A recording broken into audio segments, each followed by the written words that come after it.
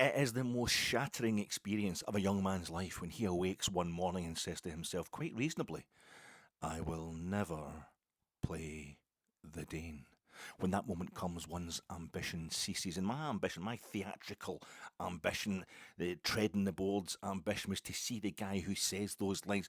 Richard Griffiths playing Uncle Monty in With Neil and I, one of the greatest British films, if not one of the greatest films, certainly one of the greatest comedies ever made. And he's one of the greatest characters, Richard Griffiths, which is quite amazing considering what that character is like and who he's based on and what the real life stuff that the real life character he's based on got up to. Look into With Neil and I, and you know, if you don't know the story already. But I was shattered. My ambition ceased when Richard Griffiths died before I could get to see him live on stage.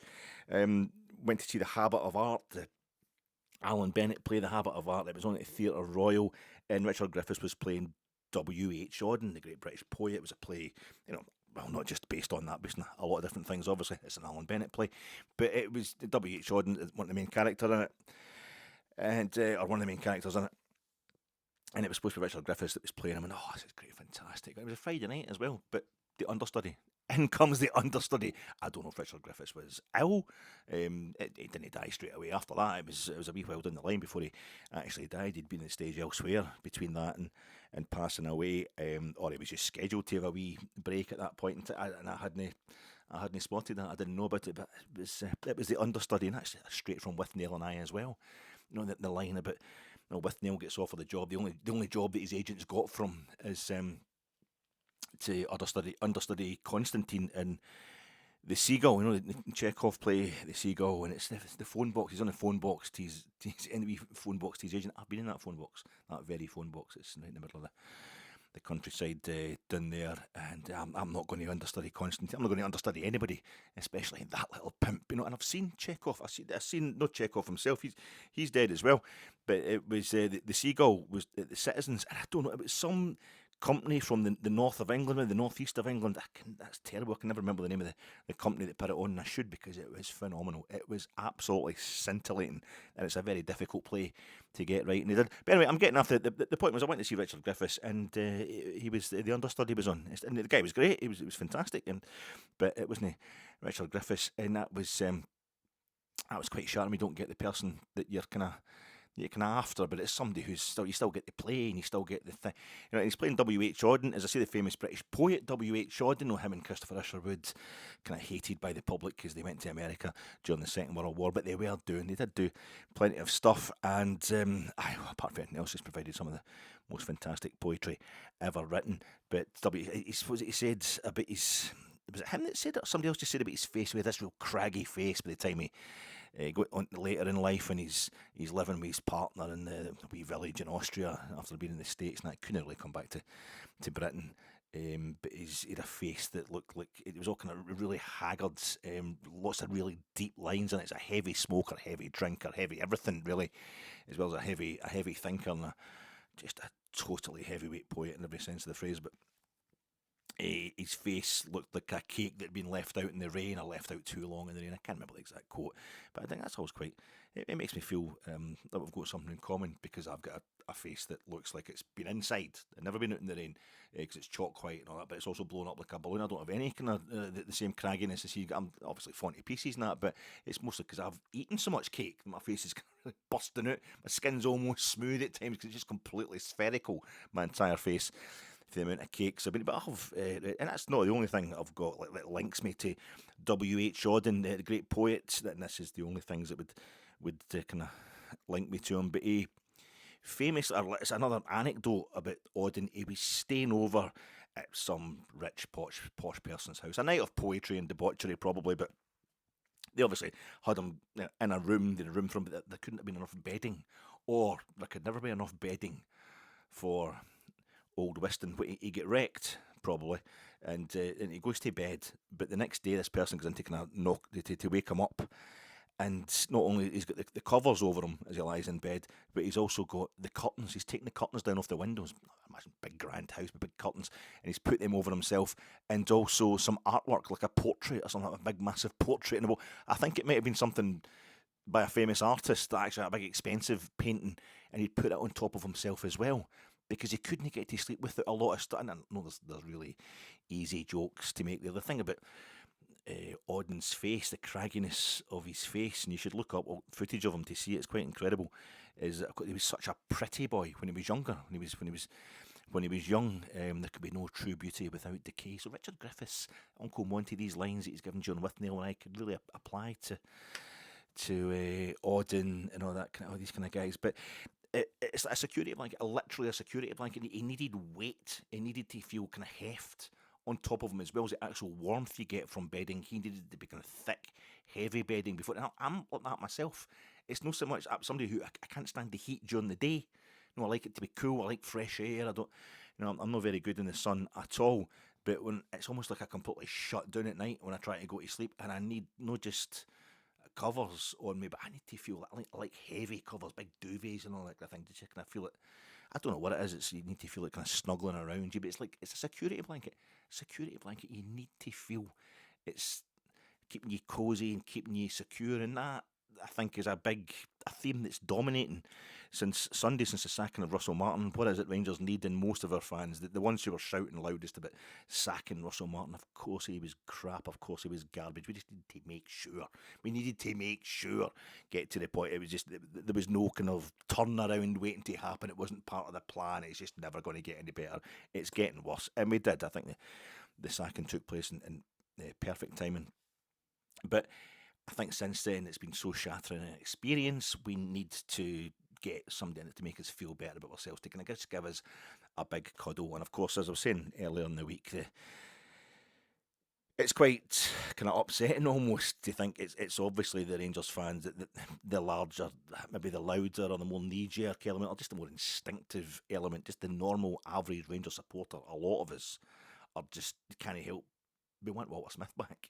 You feel instinctively you want Walter Smith back, and he's not, he can't come back, he'll never really leave us in that sense. And there's a kind of, what would Walter do is pretty much how we think about him. I don't want to get cultish about the fact that it's the last thing he would want, but that is generally how we're all thinking. He's the great Rangers leader of our lifetime.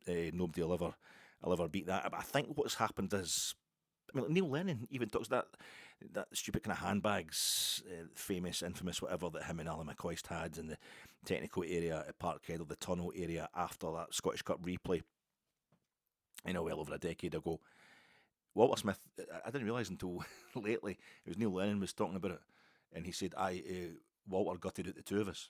He got us inside the Bills of Parkhead, and he gave the Tuies a lecture for like behaving like wens, and just need to get a hold of ourselves when there's like 60,000 folk waiting to riot.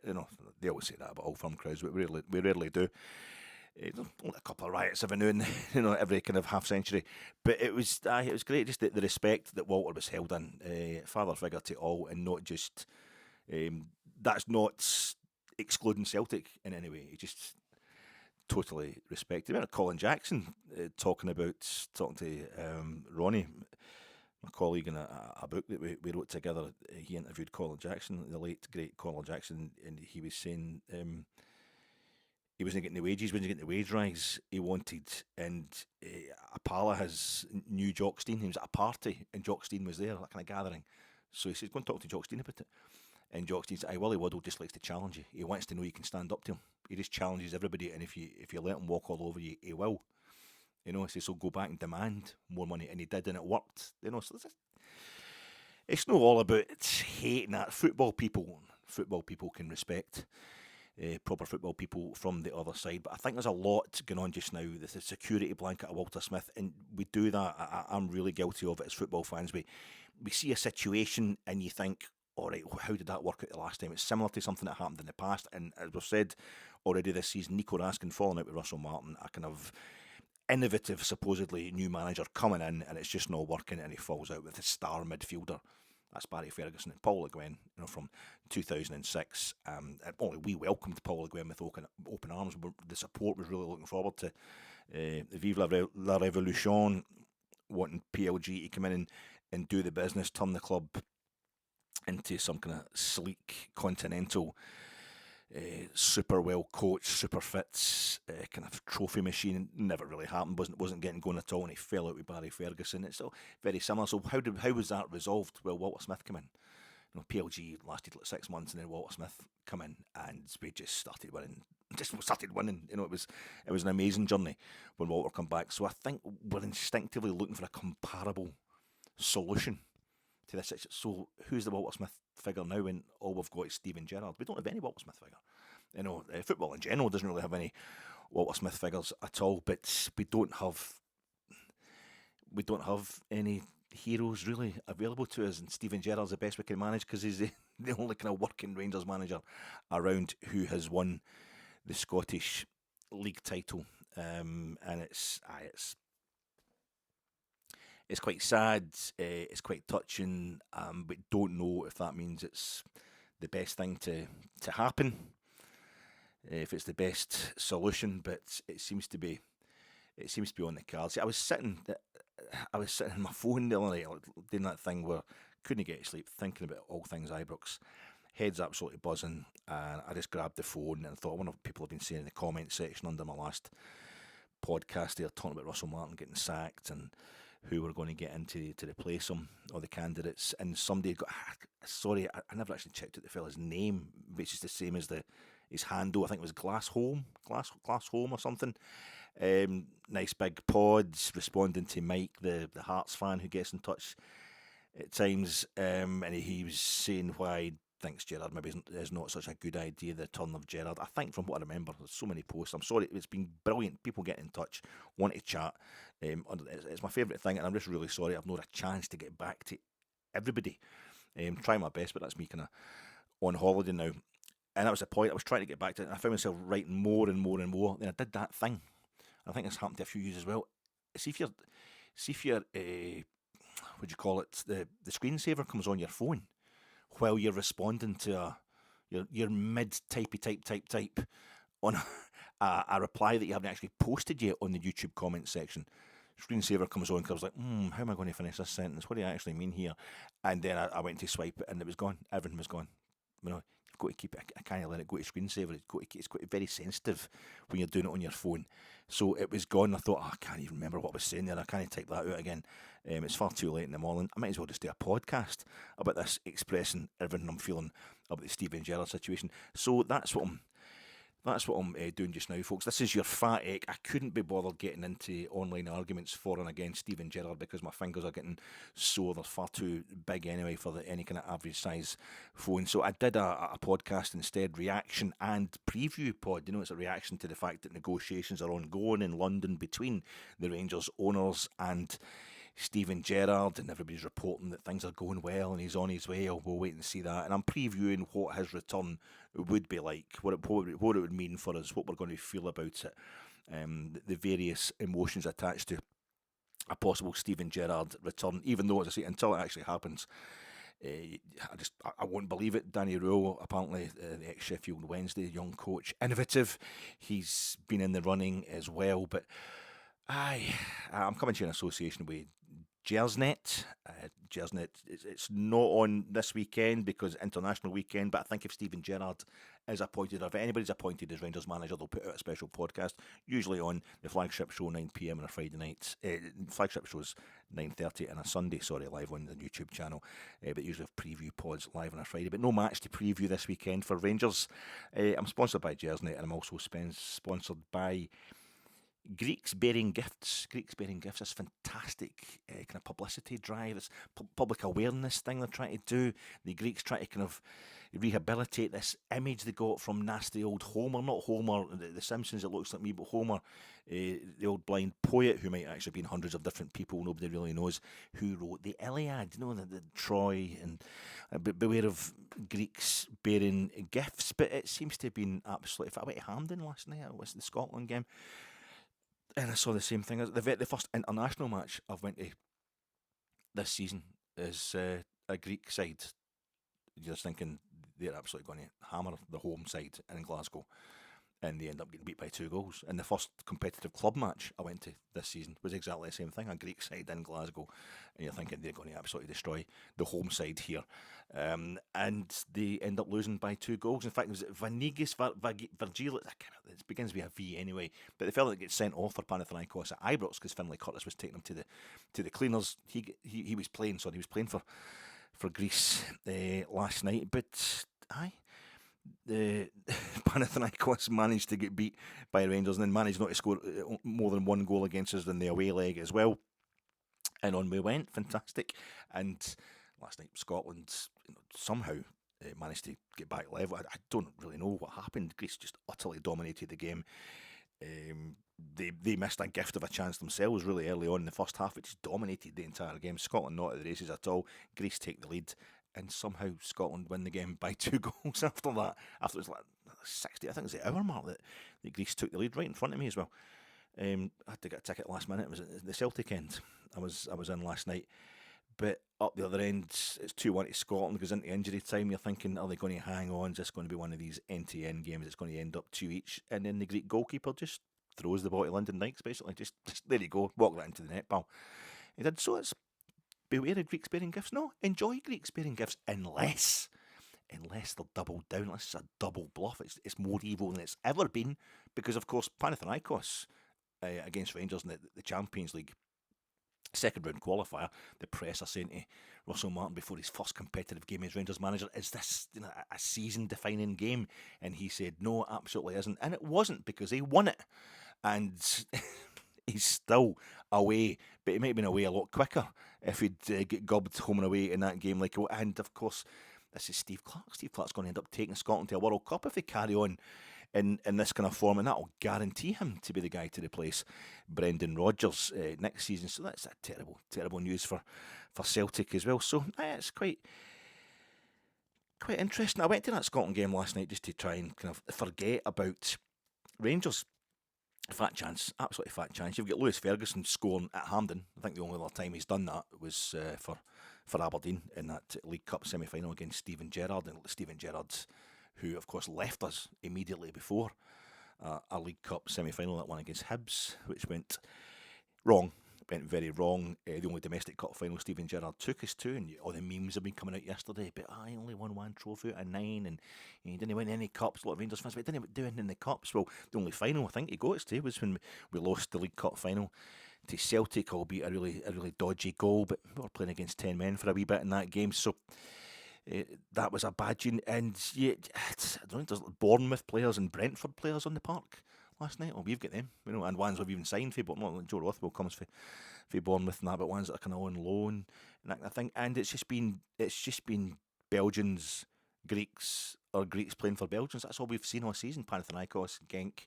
They've got the young Greek wunderkind. What was his name? Karestas. He didn't come on at Ibrox for Genk. He was on the bench that night, but he came on last night. Great save from Angus Gunn right at the end there. And of course we saw Panathinaikos, the fella Panathinaikos player playing last night. Club Brugge, well, we don't want to talk about that, but Solidis, I think the fella is, it plays number 10.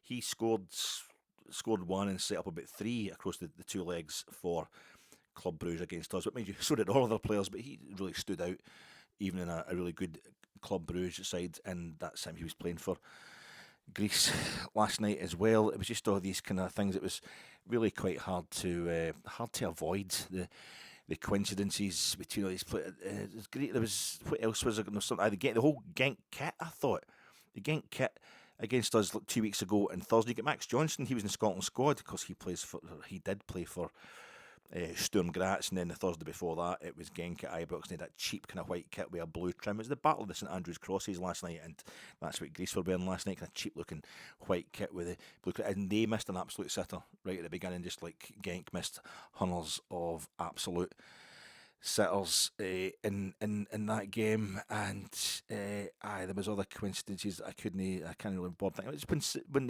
what's his name? Simita, the fellow that scored. He plays for Roma now. Liverpool, plays for Roma, the fellow that scored for Greece. And he plays for Roma, so Roma are going to be coming later on this season. And not too, I think it's the next home fixture we've got in the Europa League group stages. He'll be playing for them. And when Tsimikas, I mean, he scored right in front of me, and they're all doing celebrating right in front of me. I was in that kind of corner there, the track sides. I was thinking, yeah, did he score? He scored the winning goal, the winning penalty in a FA Cup final when Liverpool won the FA Cup final in penalties under Klopp, and it was behind closed doors final, I think.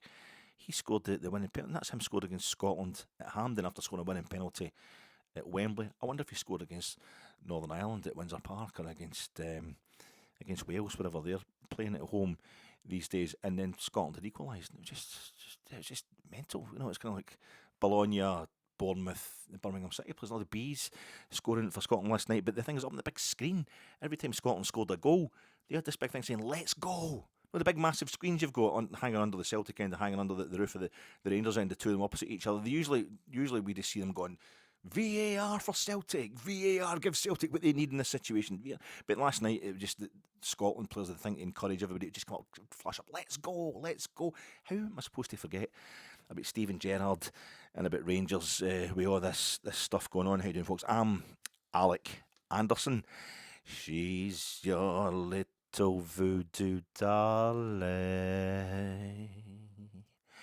and she's gonna make you lazy like the little drum in your ear transfixes you to your fear. And now she's transfixed in your fear, and you know she's gonna stay there because her nails are deep in your hair, and she's made you so unaware.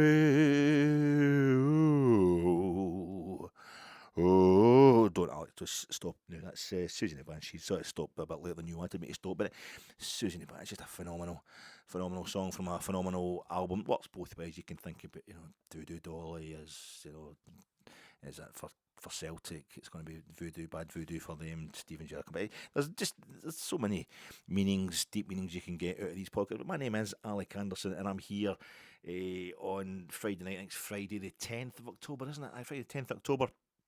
It is, because I'm away on holiday tomorrow, so there'll be a lot of transport, a lot of travel going on during the day, and of course that's been Rangers. Apparently I'm top tier. I'm top tier, my Gers, but I'm no top tier enough when it comes to getting a ticket in the top tier at the South Stand at Hampden. You get your thing in for the semi-final against Celtic. You just can't, there's no getting away from it. League Cup semi-final, Steven Gerrard, it's all the kind of, Lewis Ferguson and Gerrard, the closest he came was in the League Cup, and then he was let down the League Cup semi-final against Derek McInnes, his Aberdeen, who, Barry Ferguson was it's Barry Ferguson's nephew that scored the goal. Barry Ferguson was the manager, the caretaker manager last season. It's so many, and he was like the Nico Raskin character back into so many things going on in my head, and it's to get a thing in the day saying, look, while you're travelling tomorrow, that's the middle of your travels, that's when it opens up for you. Top tier, but not quite top tier enough sort of person on my Gers that I am, apparently. But that's what happens if you only go to Hampden is an away game. Maybe I should have gone. I didn't go to the Middlesbrough friendly. Maybe that's ruined it for me. But it's just getting to me, and I think League Cup is our best chance of a trophy this season. League Cup, best chance of a trophy this season is the League Cup. And who's got a 100% record as manager of Rangers in the League Cup? The guy would just let go. Russell Martin, just let him go. Fantastic manager.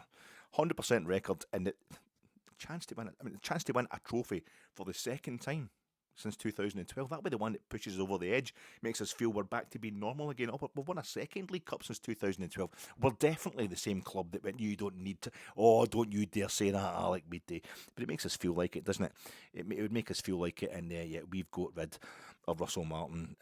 Absolutely disgraceful. So I'll be, and we're going to get in the manager who deserted us, who just left us in the ditch to go for the filthy lucre down to Villa Park. Off he went without even so much as a Durio press conference. We're going to get Stevie G back in, who's won one trophy in his entire time as a manager in football. He hasn't managed them for 6 months or something like that. So I don't really know what we're up to. I'm absolutely disgusting. The thing to do these days when you're upset about the management thing is Rangers is the amount of protest. So it's Auchenhowie tomorrow, 9 o'clock in the morning. The under-10s are playing Our Lady of Perpetual Succour Primary School. 9 o'clock in the morning, Saturday morning. So I'm organising the protest out there. We'll just be outside the gates at kind of 8:30. Just get in their faces as they're arriving, the wee Rangers boys. Just get in their faces, just giving garbage. You're traitors. Russell Martin should have stayed here up at Murray Park. I'm going to Murray Park as well, because that's another thing that really miffs me as well. I'm going to super glue myself to the main gates.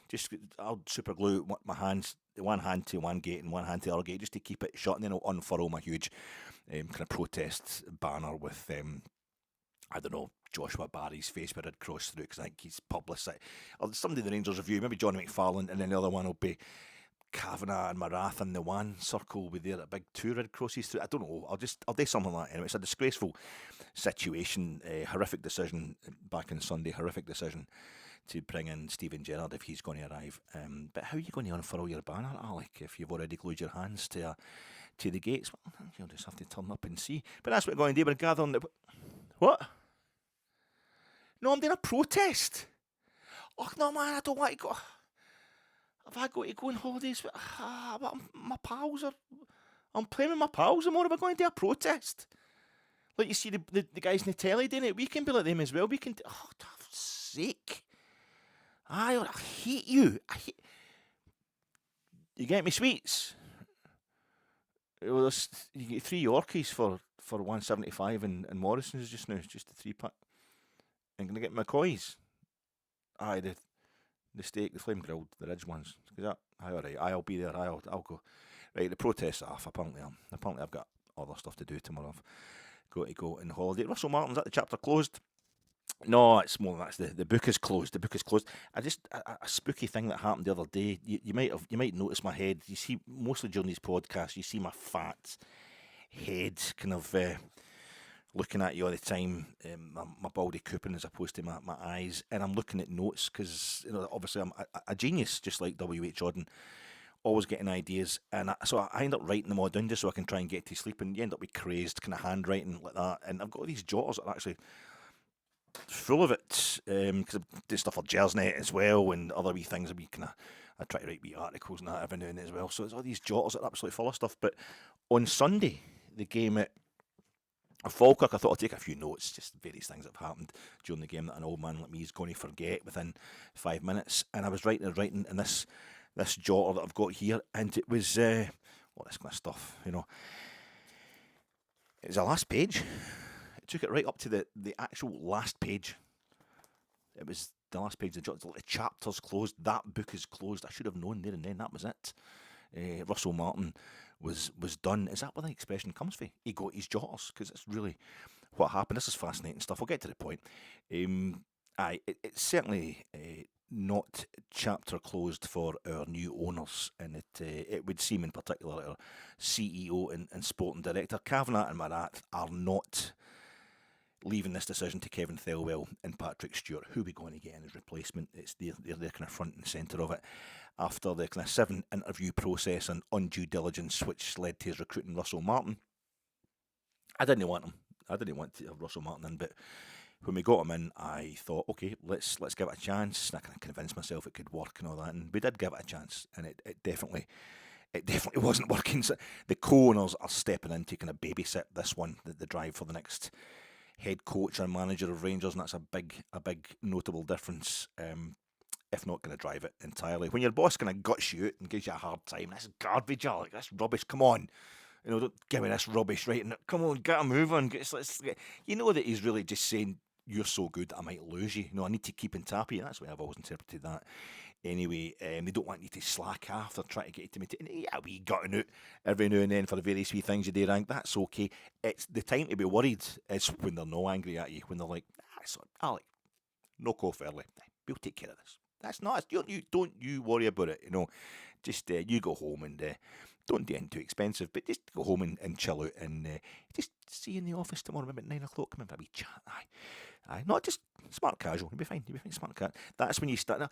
We'll just sit in this one. Do you mind if Parag and me just sit in this one, Alec? That's when you really need to start worrying. And I think at this point, the owners don't want to look like absentee owners. Something they've said. They said when they took over, they're fronting up. They're taking responsibility.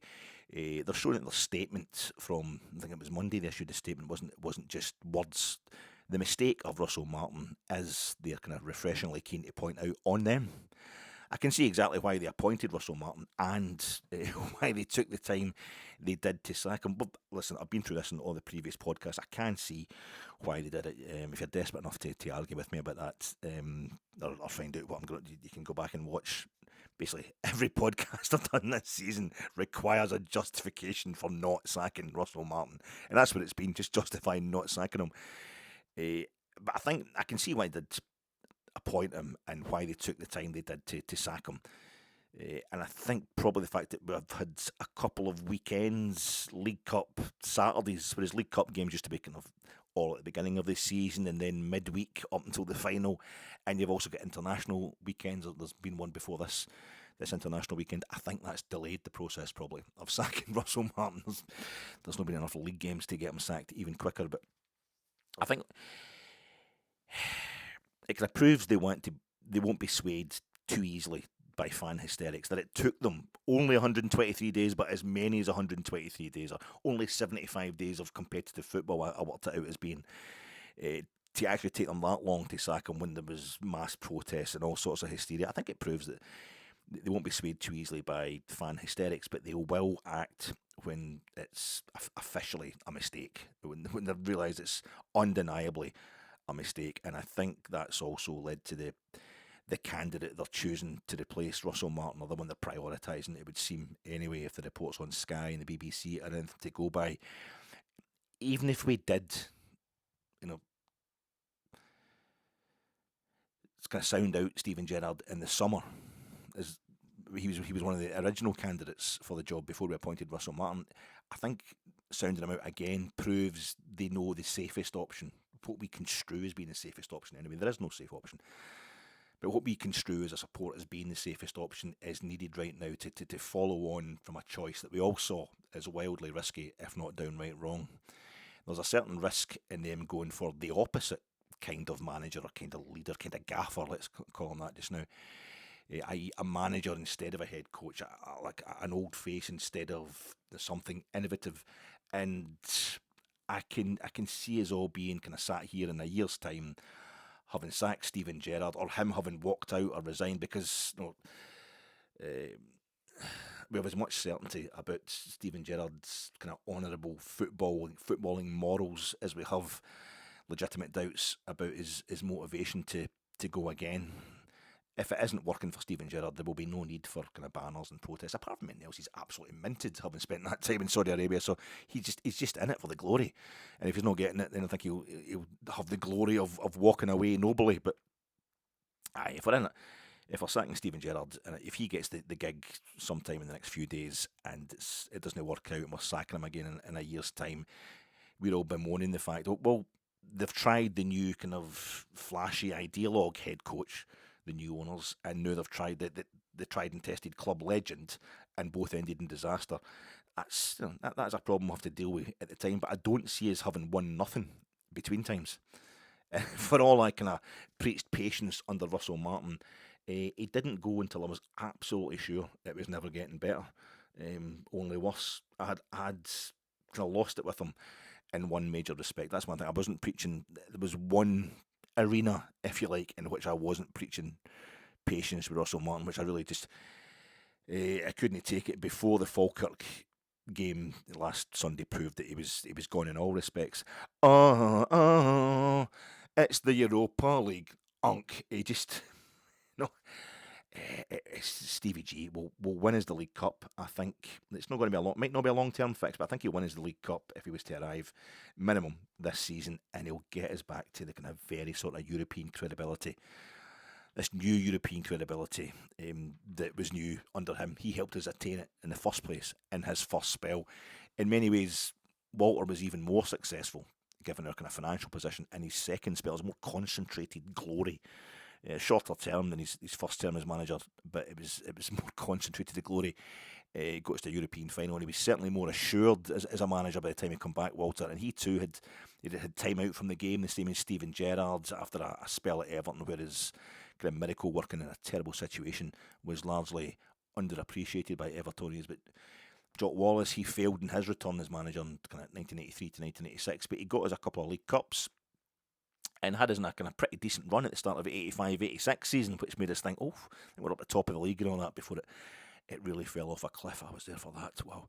But Steven Gerrard, I feel, and it's definitely in the air, is returning as sticking plaster, as a kind of security blanket, as a lull in the necessary madness of getting Rangers fully organised into what we kind of inevitably became under the money-laden, sports infrastructure savvy new ownership. What we will inevitably become. I think we're going to become just I think we're going to be fine. I mean, Parag Marat built the 49ers a new stadium.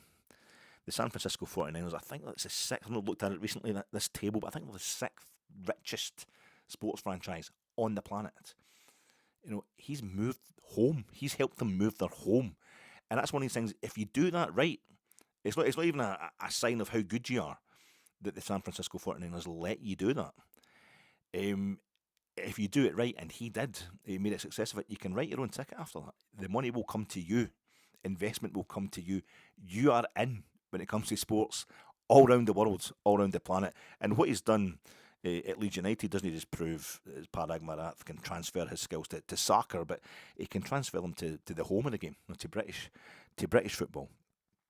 So we are going to be on top again. We definitely are under this new ownership. We are going to dominate Scotland again under this co-ownership. Celtic under Lowell and Desmond Magners and all that. I've proved in the past that they'll bow down and take the hit if they think it's a financial war. They don't want to get into a financial race. They tend to know when to stop spending.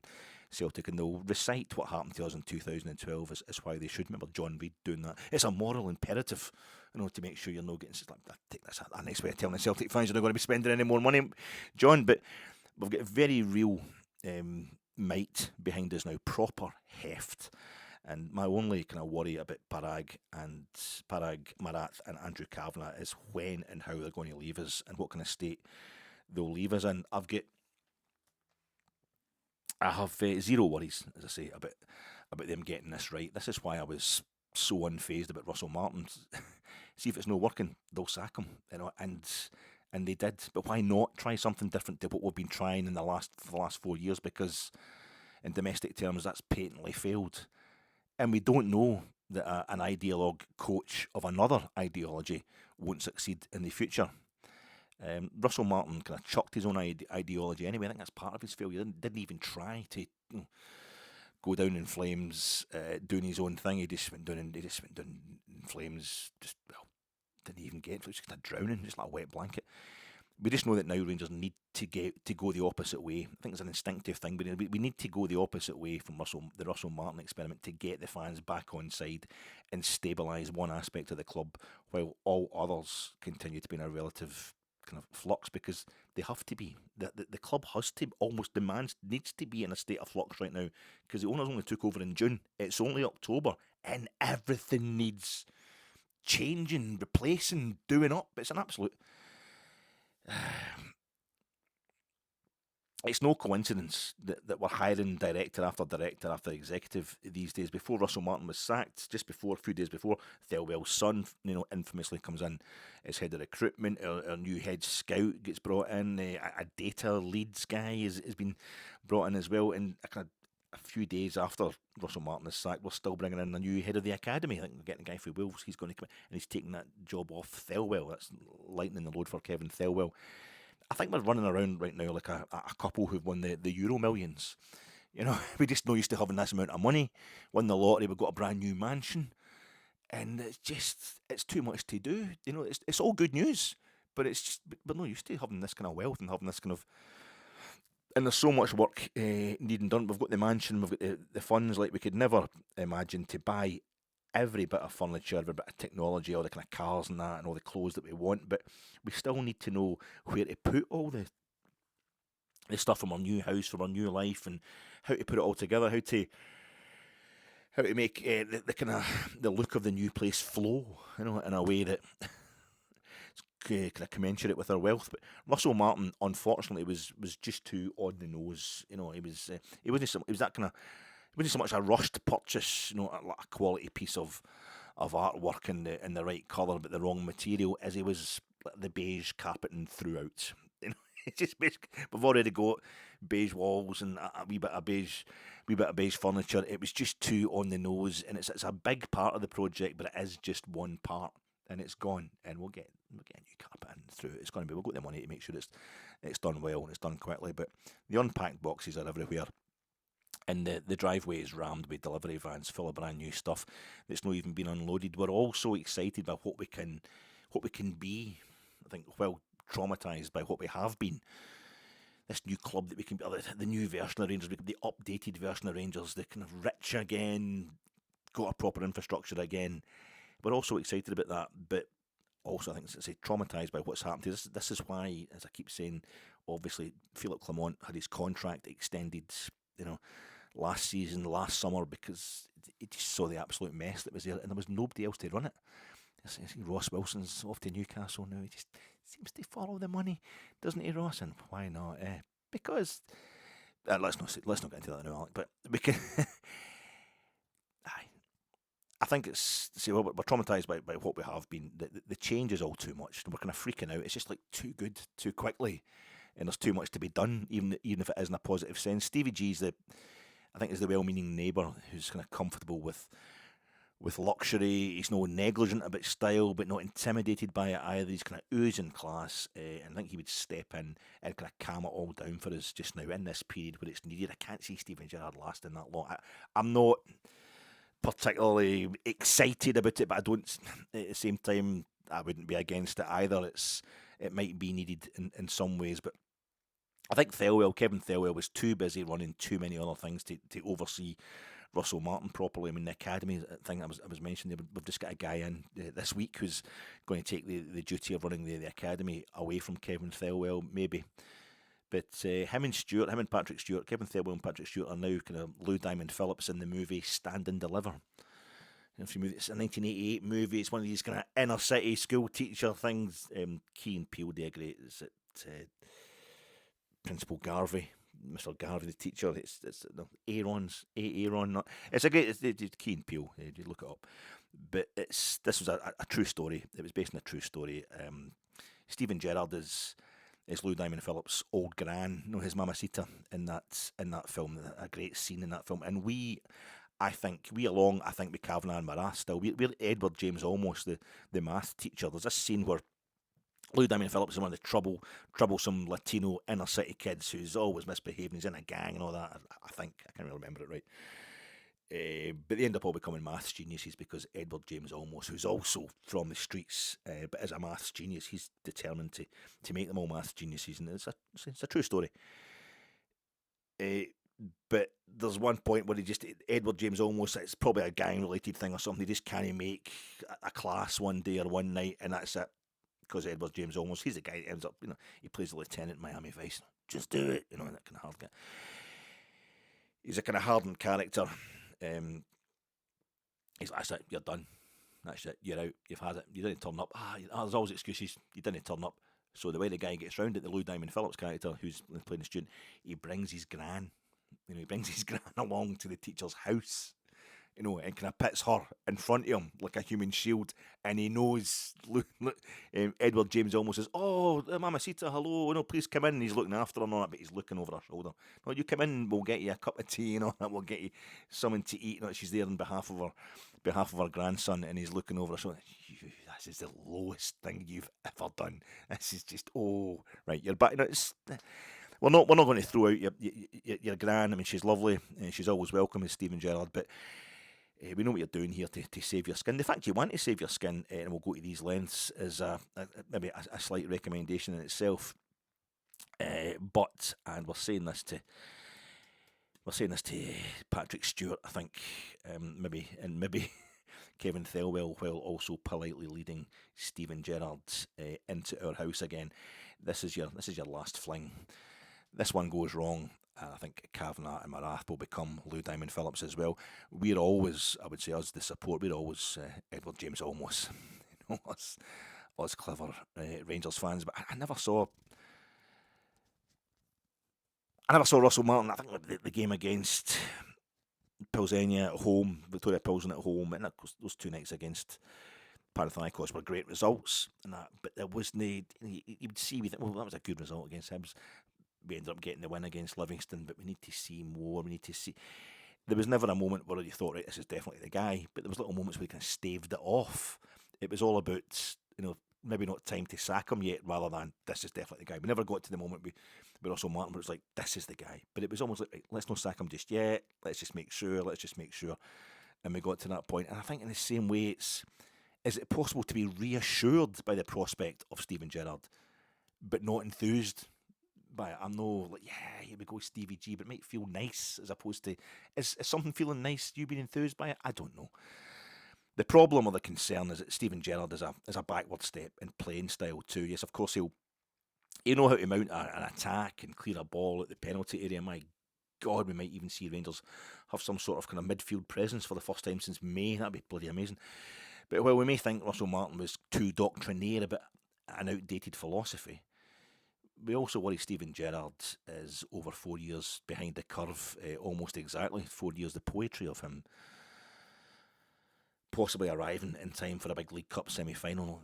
The negotiations are ongoing just now, and we're getting the email in to tell us it's to go and book our tickets for the semi-final.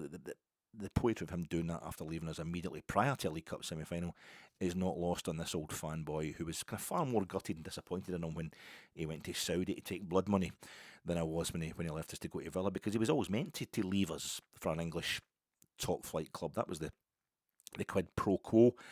I just thought how he did it was shite. There was no kind of goodbye.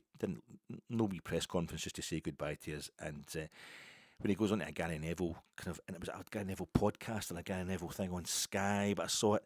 This was after his time at Rangers. I think it was at Aston Villa. I think it was at Aston Villa's training ground.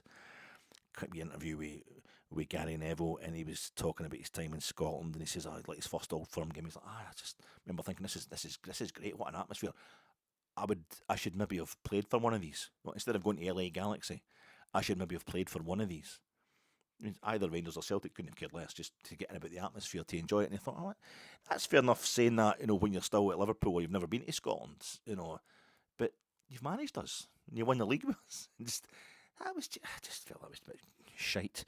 But anyway, that left a sour kind of taste. But apparently, he only needs to wear the suit.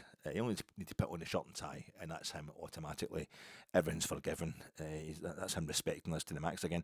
But Stevie G's effect, what has been kind of brought back to do, should be more worrying to Kevin Thelwell than us. I think if he was to come back, Steven Gerrard, he's back to lead, to be the kind of authority figure, to convince the players that the coaching, the shape, the strategy and the tactics which his coaching staff bring in is realistic enough. He's an ex-player at the highest order, Steven Gerrard. He knows what players will swallow. He knows what's too much for players, what they'll just see through. And he's also here to ensure that the players are believing in it, applying themselves to it, and delivering on these tactics, the shape, the strategy, because he's an ex-player of the highest calibre. He knows when players are at it, when they're not pulling their weight, when they're taking the piss. So he's effectively another job, another position within the organisation, the new kind of Rangers machine, another tier of manager, if you like. But he is management. Steven Gerrard is management. Russell Martin is gone, but Steven Gerrard would effectively arrive in the structure of Rangers between the pre-existing structure, the one that was set up this summer. If Russell Martin was still here, he would have arrived between Kevin Thelwell and Russell Martin. Now, who knows? He may have made Russell Martin's tactics and philosophy work if he kind of had him as his Mick Beale, but the bollocks that we attribute to Russell Martin and Mick Beale, their projects, their philosophies, their ideologies, these are all pejoratives now amongst the Rangers support, which I find quite stunning. Not everybody, obviously, but there's a lot of leading Rangers fans just, what's this projects nonsense? And Chris Boyd, just win. Jesus Christ, that was one bit of Russell Martin's interview that made total sense on Sunday. His horrific car crash tragedy of a post-match interview at Falkirk, when he was saying about this thing about just win. I know it's a Walter Smith. It's taken from a Walter Smith quote, and it's not actually Walter Smith, the last guy who would use it to beat down on any Rangers head coach. But as I said, you have got to think it through. You have got to make sure it works. It will still all have to be there. Projects, philosophy, ideology.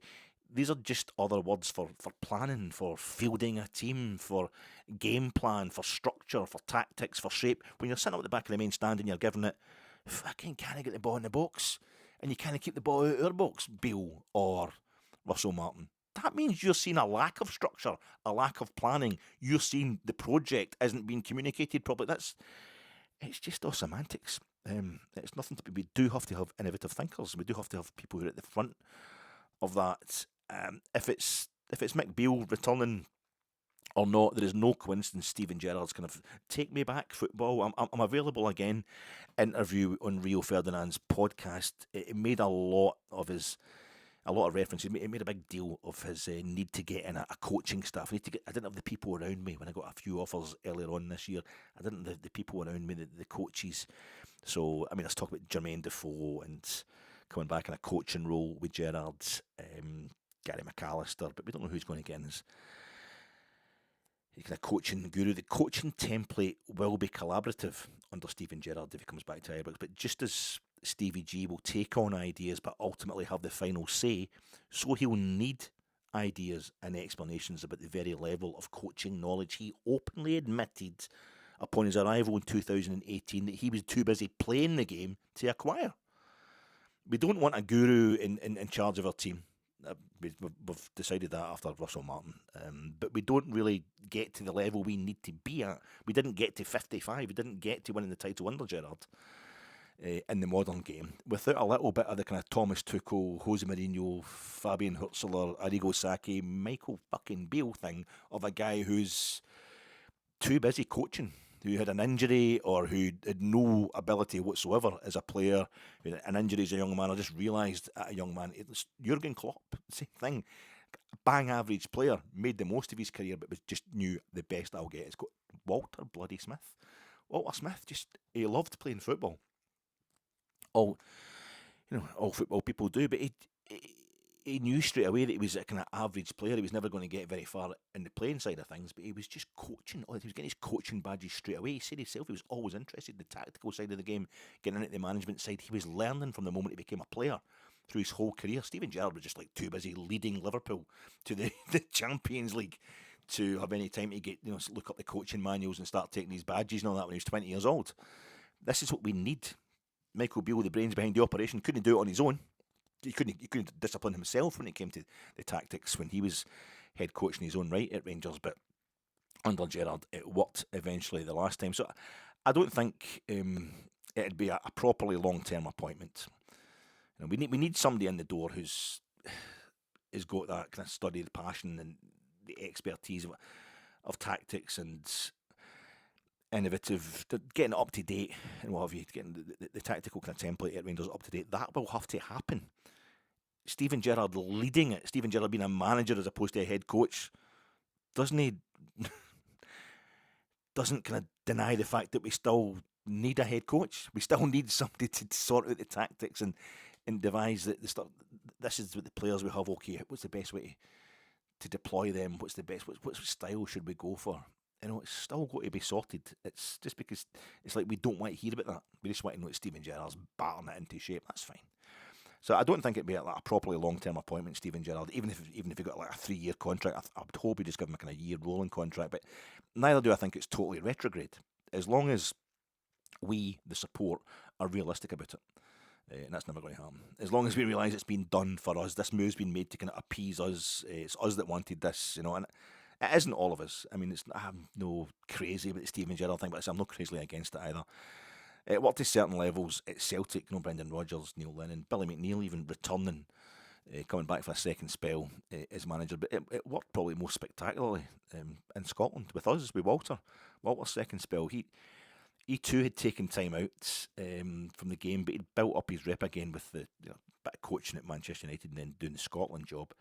But I do worry about Gerrard's kind of hunger and his motivation. He looks and he sounds like he's up for it again, but he, unlike Walter, like Neil Lennon, unlike Brendan Rodgers and Billy McNeil, is returning to a legacy of kind of one massively significant trophy success and a new European confidence that he installed at Rangers. But I don't know if that's a secure enough base, a reputational base to restart from. If it's a kind of the law of diminishing returns, 9 times out of 10 when managers return, they'll maybe get them back to a certain level of success, but they can never quite manage the previous level of success they had.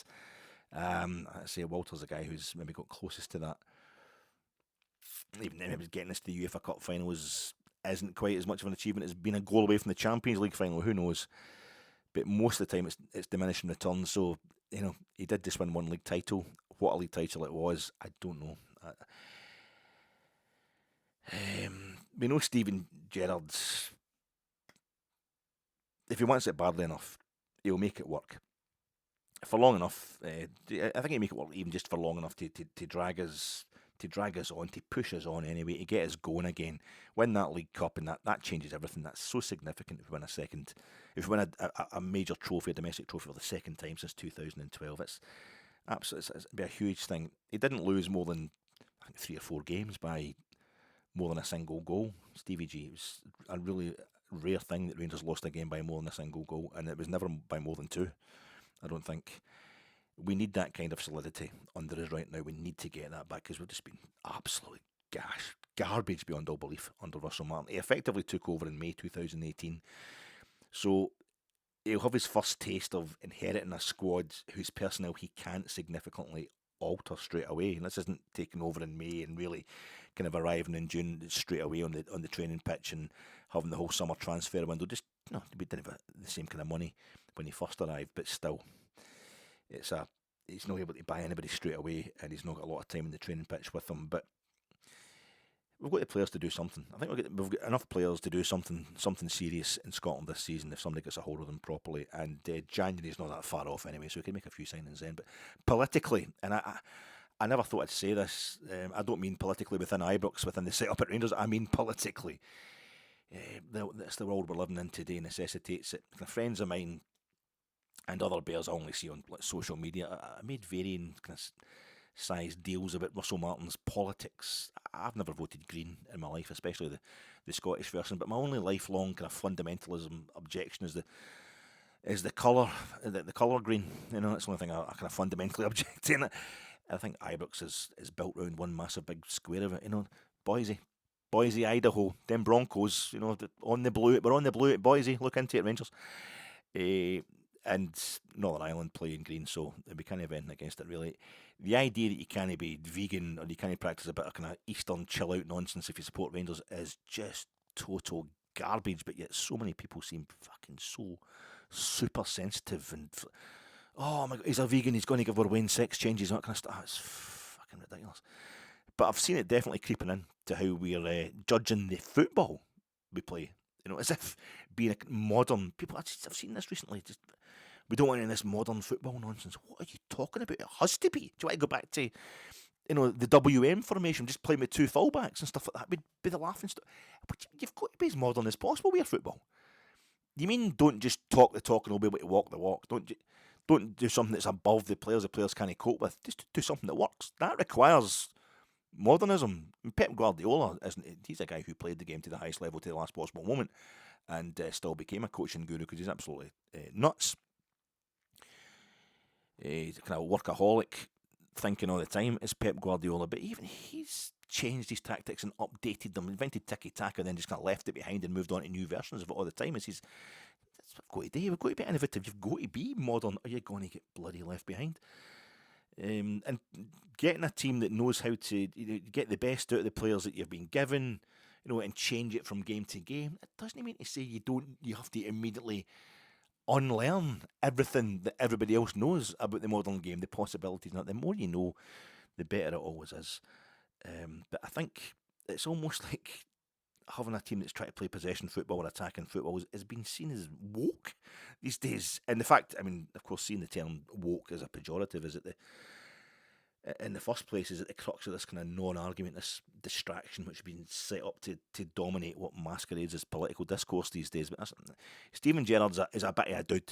He's no sat at home listening to Floyd on the earphones. He's a bit of a geezer, should I say, rather than a dude. He's no sat at home with the headphones on, listening to Floyd while puffing some grass, which at least half the Blue Noses I know have done. In fact, some of them have been watching Pink Floyd live while smoking a joint and stuff. He's pissed on lager at a christening, Steven Gerrard, doesn't he? Telling the DJ to get Coldplay on because it's fucking touching.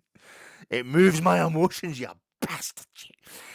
So hopefully that'll help kind of get over and sell a few of the more progressive ideas he'll inevitably work under if we're to be a leading club. But I also hope it lets any of our fans obsessed with the small boats because they're Muslims. There's Muslims in them, and these Muslims are going to bring Sharia law to our country. Well, sober up about that when you know that Steven Gerrard, our new saviour, he went to Saudi Arabia we worship a guy who went to work for the Saudi regime, and that's what the Saudi League is. It's a Muslim regime that represses women and represses all objections to it, all criticism. It beheads folk who commit crimes in the country, and it dismembers folk who leave the country and criticise it legally.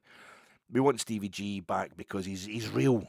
Well, as long as we stay as real as him, as realistic as him, we should be okay. We should be all right if it is him to come. But at this point, I'm talking to you. There's no guarantee that he is coming back. It's not been sorted out yet, and it doesn't feel like a foregone conclusion, even though everybody's saying it is. But a foregone conclusion is I'm off on my holidays, folks. So this might be the last pod I put out.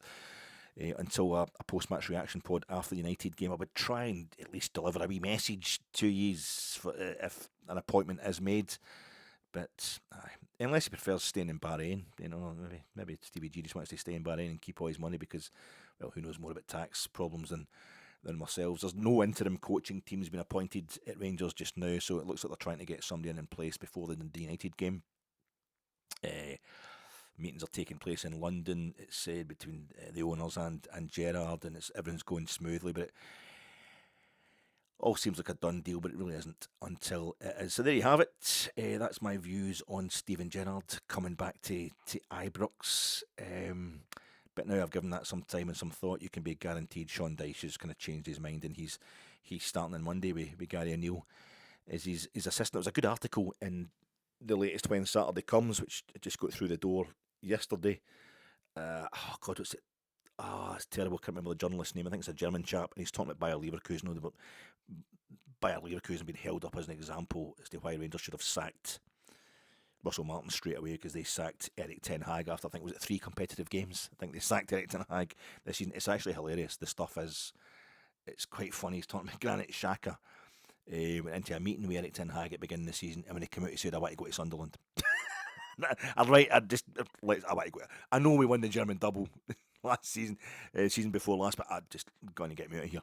And nobody could quite work out what it was about. And is it Victor Boniface? Amazing striker. He had a meeting. He had a meeting with Erik ten Hag, and he came out and he says, "I want to go on loan to Werder Bremen, who are like struggling against relegation these days." Werder Bremen. What's going on here? So that was when the Bayer Leverkusen directors knew that they had to intervene, but that's because their clubs get everything in place. It's running so well. Their mansion's kind of built, and even then they are still, as all great clubs are, an ongoing project. Be interesting to see is what happens with Tav if Stevie G comes back. What happens with Tav and Nico Raskin? Is it going to be the same as the situation with Walter back in 2007 when he came back and eventually he had to say, Barry Ferguson is a troublemaker. It's behaviour unbecoming, and he has to go. And because it was Walter, we're all like, all right, that's fine. And I think as a support, this is what we do need to quell the quick to rebel element of our support at this point in time. We need to get everybody kind of on. I'm not going to be objecting to Steven Gerrard coming back out. I can't, even though I've got serious doubts about it. It's never going to be a move that I'm up in arms against at this point in time. I think he would do something, and I'm just so desperate to see just get a few wins in the Europa League. We've got the Brandbergen game coming up. That's very winnable, and make sure we don't get pasted off Roma or Porto or Braga even. Some difficult, Ferencváros and Ludogorets, very, very winnable. And I think that's what it is just now. We've been so traumatised by how bad it was under Russell Martin that you're thinking, okay, just to have somebody in who's probably going to have just a certain level of nous, a certain level of application, and a certain kind of gravitas about him. He'll get the players playing well enough to do that. But I wonder what would happen with is James Tavernier and Nico Raskin, the Granit Xhaka and Victor Boniface of Rangers, who were just like, I don't know, kind of weather vane and saying, this guy, it isn't working. Because Tav get dropped and because Nico Raskin fell out with him, was that name said, no, it's not working. The directors behind the scenes saying, what's the problem here? Or is it just because Max Aarons wasn't as good as he should have been and Tav comes back in, but Tav's taken all the free kicks, all the shies, all the corners. I know he was doing that anyway, but if Russell Martin's plan was that people should just maintain their positions, only move so far, make the ball do the work, Tav was just everywhere on the park. He wanted to be. He felt like it, and he's getting the goals now. And I love Tav. I love Tav because of that. But I'm starting to think, is that because he's just been into the dressing room and it's after Nico Raskin had his big set two with the manager, and then Nico Raskin come back in and had to be let back into the squad? Was that all authority for Russell Martin gone? And is the reason Nico Raskin's fallen out with him because he can just see you're hopeless, mate. You don't know what you're doing. Tries that way. Steven Gerrard, though, he'll find out all about it. Will Stevie G have to sort him out later on down the line? Will Stevie G even be the manager? Who knows, folks? Aye, I think does that mean said absolutely everything? Oh, the poem. I did the wee silly poem, the wee kind of Palm Ayres. Somebody was saying the other day, it's very like and it is very Palm Ayres. It's just a silly wee poem I wrote a couple of years ago after everybody was booing the players off the park against Celtic, and we hunted Michael Beale, and he'd been gubbed midweek by PSV Eindhoven. He'd gubbed that season by PSV Eindhoven as well. And I just changed a few. It was just very comparable to what happened just now. He didn't get booed off the park after the 0-0 with Celtic. Some folk were booing, but it followed hard upon the thrashing by Bruges. And I just made a wee comment about that. 2 years, and nothing's fucking changed. Nothing changes. Oh, that was revealing. The response from a few people to that was quite revealing. There's a few folk getting in touch with it, and plenty of Celtic fans get in touch, and they're up front about it, and maybe a bit of banter about the football, but also just chat about general stuff and just about just folk just like to chat about football, and that's fine. But there's a few folk, and this happens all the time. You know this. I don't know if it happens all the way around because I don't spend any time on Celtic podcasts or Celtic websites. That I mean, I might if I had the time. I just don't have the time. Really, too much Rangers stuff going on. But I don't know if there's Rangers fans who go on and try to impersonate Celtic fans who are like, oh, I hate Brendan. Oh, Brendan's terrible. Or Brendan's the man. Keep him. I think he'll be fit. But what a disgrace it is that we haven't beaten Rangers in nearly a year. You know that. There's folk kind of impersonating Rangers fans who, it's a disgrace for our club. What a humiliation, all that. But it's brought out a few folk who just like, woof. Same. Nothing's changed in 2 years. I was meaning Rangers fans hounding out managers. I was meaning Rangers fans hounding gaffers out after a game and booing folk and all that, and maybe we're a bit too reactionary to let anything grow. But it was quite interesting. The other day, certain people seized on it in a very kind of revealing way, both about their club allegiances and their desperation that Rangers aren't coming back to hoover up the trophies. The other thing that hasn't changed is Michael Beale beat Betis, Philip Clement beat Betis, Barry beat Fenerbahce, Russell Martin beat Panathinaikos, and Martin get humped by Bruges and Clement get humped by Lyon last season, and Michael Beale get destroyed by PSV. But none of this stopped us having great European moments. And since Steven Gerrard left us, we've reached the final of the Europa League. We've reached the last 16 Europa League. We've reached the quarters of the Europa League in various seasons. We've reached the Champions League group stages too. Nothing's changed there. But Celtic hold kind of zero fear for us now. That was something that wasn't true under Michael Beale. Rodgers has been unable to win versus 3 different Rangers managers this calendar year, and we're not that far away. And I think the revival of the 1 in 9 meme, which actually scans with stop the 10, is beautifully telling.